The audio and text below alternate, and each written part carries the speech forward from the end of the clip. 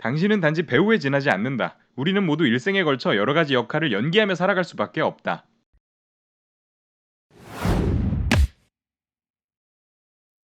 지난 1부에서 고프먼은 우리가 다양한 가면을 갖고 있고 환경에 따라 가면을 꺼내 연기한다고 했습니다. 이때 관리하는 주인공이 전문화된 자아였습니다. 예를 들어 웹툰 유미의 세포들에서 사랑세포, 출출세포, 탐정세포, 작가세포 등 참 다양한 세포가 있었습니다. 유미가 편집장을 만나러 갈 때는 야무진 작가세포가 등장했죠. 그렇다면 전문화된 자아는 그 환경 변화를 어떻게 알아차리는 걸까요?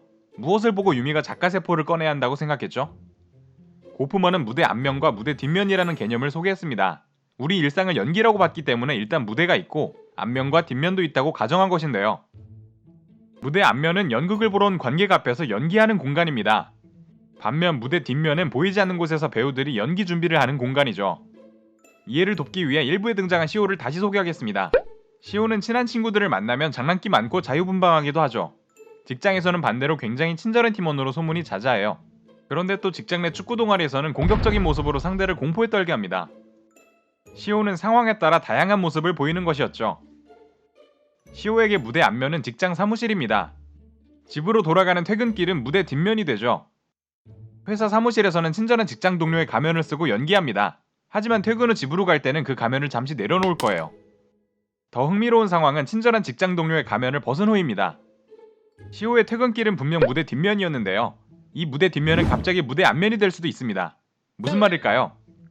사용하는 가면에 따라 무대가 달라지는 것입니다. 무대 뒷면이었더라도 그 상황에 맞는 가면을 꺼내 사용한 순간 그곳은 새로운 가면의 관점에서 무대 앞면이 됩니다.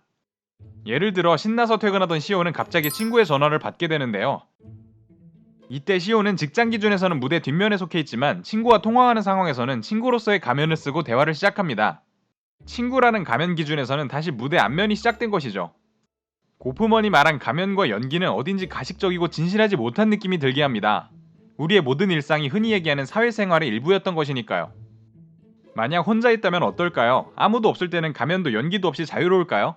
고프먼은 우리가 혼자 있을 때조차 내면 연기라는 것을 한다고 설명하는데요. 내면 연기란 나 자신을 관객으로 삼아 연기하는 것을 의미합니다. 우리는 흔히 사회적인 가면을 모두 벗겨내면 진정한 자아가 있을 거라고 가정합니다. 아무도 의식하지 않고 온전히 자신을 드러낼 수 있기 때문이죠. 하지만 고프먼은 관객의 나 자신도 포함합니다. 나는 혼자 있을 때도 나라는 관객의 기대에 맞춰 다시 가면을 쓰고 연기합니다. 한마디로 진정한 자아가 있다기보다는 가면을 바꾸고 연기를 하는 작업이 영원히 반복된다는 것이죠.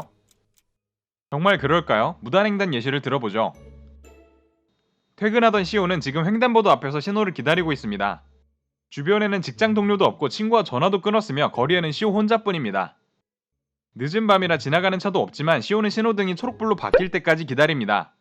왜 그랬을까요? 자기 자신을 의식했기 때문입니다. 내가 나의 관객이 되어 어떤 행동을 하도록 기대하고 있기에 나는 이 기대에 맞춰 연기를 지속하는 것입니다.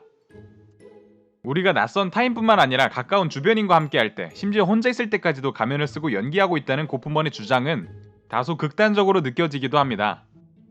하지만 일상 속에서 우리가 보이는 다양한 모습에 대해 새로운 관점을 제공해줬다는 점은 분명하죠. 이번 영상은 여기까지입니다. 댓글에 자유롭게 의견을 남겨주세요. 감사합니다.